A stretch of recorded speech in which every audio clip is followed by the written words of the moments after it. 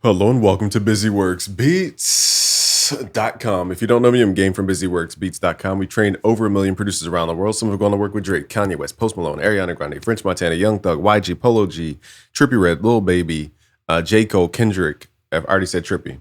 Okay, so most of the top artists in the world. Shout out to you guys. So today I'm going to show you a simple melody stacking technique you can use in any DAW, but I'm going to show you in FL Studio today. So let's hop straight to it. Okay, so we're in FL and we're going to use sounds that can be stacked. So if your beat feels empty, it's probably because you're not thinking about your sound in the 3 critical bands. So critical bands are, our ear's way of differentiating between different zones. In short, there's the low critical band, there's the middle critical band, and the high critical band. And each critical band can be separated into 3 different sections: the low highs, the mid highs, and the high highs. And for each one. So you can go granular with these, but in short, there are 3 main sections that sound exists within. So even though your notes could play,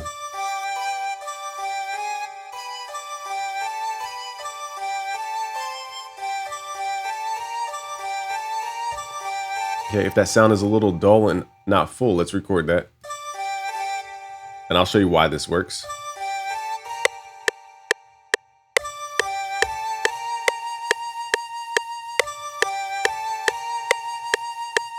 Okay, so why this works is a lot of people overlook what it's called the half step. You don't need to memorize everything I'm saying. I'm just explaining why this works. So for example, D to G is a perfect fifth in distance. So that's 7 semitones away from each other. That always harmonizes. And then we're moving from G up to A sharp in this case. And let's count it. So it's 0, 1, 2, 3. That's a minor third.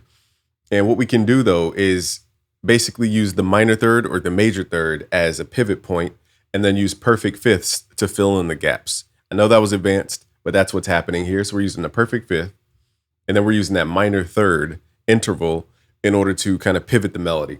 Now this half step is really important because half steps are what people overlook. And half steps give you that soul R&B type of vibe. So whenever you're looking to add that R&B-esque flavor, look into that half step. That's where the magic lives, is that half step. In trap and R&B. It creates that tension that we need. Now let's take this sound, let's clone this plugin, but this time we're going to play the same exact notes just in a different critical band. Okay, so think about, an orchestra has the high frequency instruments over there, the lower frequency instruments in the back, because they can travel further. And, it's all stationed out to where they can all play the same notes at subtly different times. And then they all play in different frequency ranges. And that's what you can achieve when you stack. Now, this is a lost art because of how plugins are built today. They're not really encouraging layering as much as they did back in the past. Okay, so what we're gonna do is copy the same exact melody. I'll show you a way to make it differentiate. So firstly, we're gonna pull this down an octave, hit Control down. Again, a lost art of stacking. Now, we're gonna do more than that. We're gonna go to this actual plugin. There's 1,000 ways to do this. You can either move the notes manually to the right or to the left, hitting Alt, left click and drag. That's one way you could do it. Or you could just quantize the notes so they have a different timing than playing it by hand. Another way you can mess with this is go to the plugin settings, go to the wrench tool and turn up time shift. And now it's subtly different than the other melody, and that small time difference creates a nice full sound. Because now when the one sound phase isn't playing, you're playing the other sound in that phase pocket. Okay, so let's stack this even further. Let's add a lower octave here. So it's deeper than just stacking a sound and just copy and paste. You got to think about critical bands. So I don't even know what this sound is, but let's drop it down 2 octaves, 1, 2.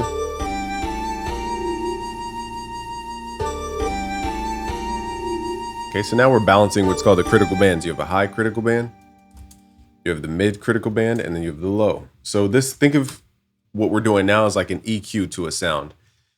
It's like my voice. Like, for example, if I take these plugins off, you're not going to hear as much high end on my voice. This is my real voice. Like if I take off the EQ, you're not going to hear all that bitey high end. So if I just talk like this, you hear my natural voice for the most part.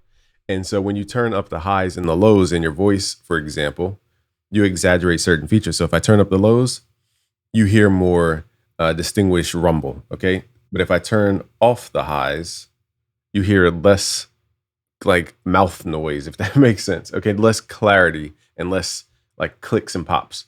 Okay, so what I'm trying to show you here is that You could do the same thing with the volume knobs. Is treat these like an EQ. So if the bass is too heavy in the entire image, just pull that down. Also, I would recommend you send these to their own mixer channels, hitting Control L.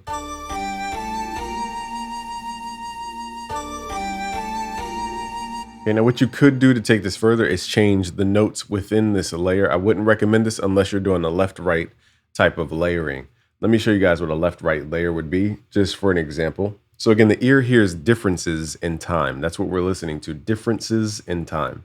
So if the bass is playing a little bit to the left and at a subtly different millisecond, it's going to express differently than the high end. Let's add one more layer here, and actually two more layers, but this time let's use some guitar, and we're just going to pan one left, pan one right, and make subtle differences. Now, what I'll do with the guitar is give it more of a melodic structure, so it's not just the same thing. And let's pull this up an octave.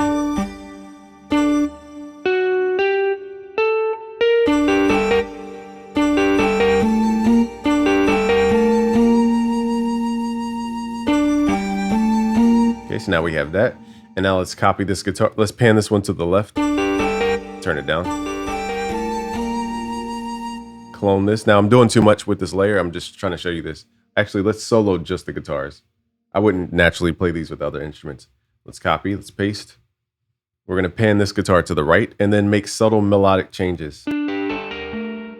So maybe change up the top line.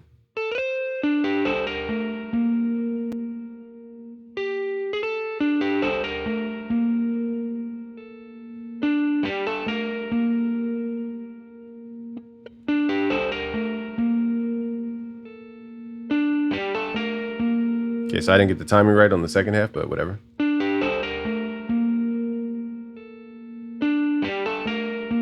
So what I'm trying to show you guys is that the ear listens to the differences. Let me pull in actual good MIDI that I took time to sound design.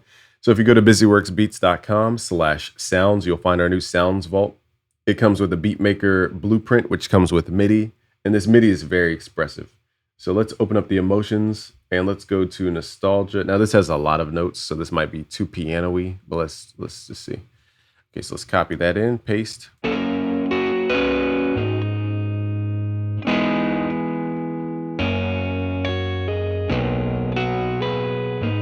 So it's not playing all the notes because this is built on piano. I'm about to blow up my computer.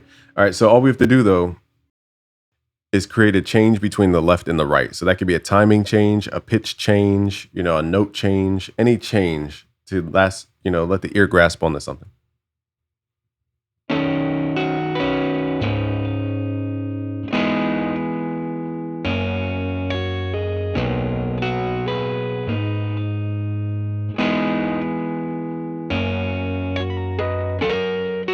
Okay, that's like 1,000 notes. So what I'm gonna have to do is demonstrate with maybe a piano instead to give you guys the full effect. Or actually, I know what we could do. Control Z that. I know what we could do. Let's undo that. We're gonna put this on keyboard mode. You don't need to know all this. I'm just telling you guys what I'm doing. Keyboard mode allows you to play unlike a real guitar. It just plays the notes instead of trying to figure out how to revoice the chords. So this will just let us play the notes as is.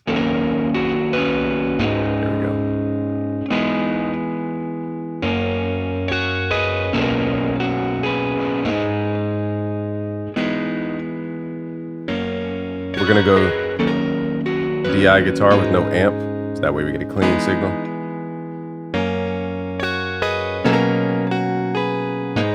Okay, so let's create a time difference so it's obvious between the left and the right. And now it feels wider with that time difference. So even just panning something to the left, panning it to the right with a subtle time difference creates width to a sound, even if you don't change the notes. And another kind of trick that nobody really talks about is changing the tuning of the actual instrument. So in this plugin, we can go to the settings and change the tuning here. Let's pitch this guitar up like 3 hertz.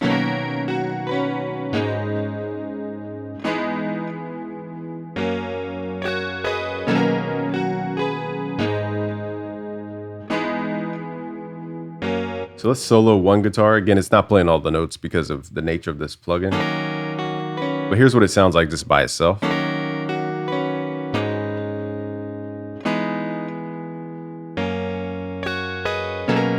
just kind of thin and just straightforward. It does have some effects on it like delay, but that's pretty straightforward. Now let's add the second layer. This feels a lot more alive.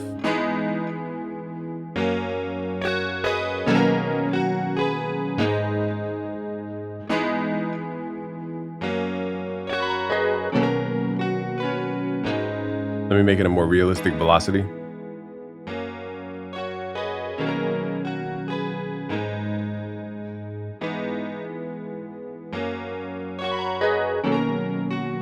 So just the art of stacking melody is a lost art, again, because the keyboards back then used to have easy to layer things, but nowadays you have to load up different plugins and people don't think of things as layers anymore. You have to stack the plugins up manually. So again, it's a lost art, but think of your sound in critical bands, high, middle, low. And you could even segment those critical bands into different instruments if you want to get granular in particular. I'm not going to make this video any longer. I want to thank you guys. Go to busyworksbeats.com and join up. We have free courses on music theory, melody making, mixing, beat making, FL Studio. So just go to busyworksbeats.com. I kind of just barely touched the surface here, but let's move on to the next topic. Peace out, guys.